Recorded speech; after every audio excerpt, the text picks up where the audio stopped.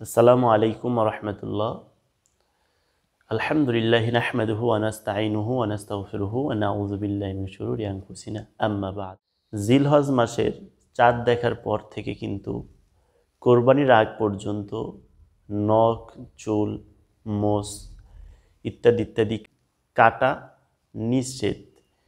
যে কোরবানি দিবে তার জন্য যেরকম নিষেধ, যে কোরবানি দিবে না তার জন্য নিষেধ। এটা সুন্নাত, মানে কোরবানি দেওয়ার পরে এগুলো কাটবে।